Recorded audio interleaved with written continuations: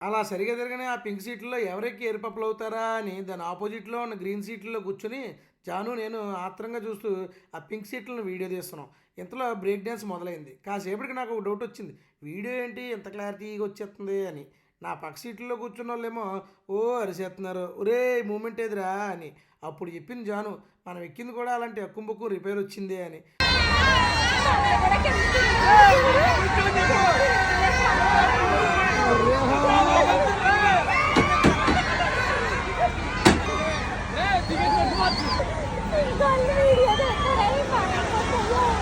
Friends తిరుపయ్యో friends, sorry friends, ఇది సరిగ్గా చూసుకోలేకపోయాను friends, ఏదో చేద్దామని ఏదో చేశాడు ఫ్రెండ్స్. గురువిందకించి దాని కింద ఉన్న నలుగురు చూసుకోదట. అలాగా మా కింద ఉన్న సీట్ చూసుకోకుండా ఇంకొకరి వీడియో తీద్దాం అనుకోవడం మా తప్పు.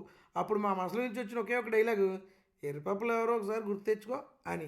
ఎలాగైతేనే రౌండ్ ఫినిష్ అయింది. మాకా ఎక్కిన సాటిస్ఫాక్షన్ లేదు. మేము మా గ్రీన్ సీట్లలో కూర్చున్న మిగిలినోళ్ళు వెళ్ళి ఇంత తీసుకున్నాం ఇదేంది ఎప్పుడోరా అని గట్టిగా అడిగి మళ్ళీ ఇంకొక రౌండ్ ఫ్రీగా తిప్పమన్నాం. మొత్తం మీద ఈసారి ఎల్లో కలర్ సీట్లలో కూర్చోబెట్టి పింక్ గ్రీన్ కలర్ వాటిలో ఇంకెవరిని కూర్చోబెట్టకుండా వాటిని ఖాళీగా ఉంచి మా రౌండ్ పూర్తి చేశాడు. అలా బ్రేక్ డ్యాన్స్ రైడ్ పూర్తి చేసుకుని హ్యాపీగా చెలో జాయంగే అనుకుంటూ కిందకి దిగేసాం. ఇంకేముంది కథ కంచికి మేము జెయింట్ వీల్కి. సబ్స్క్రైబ్.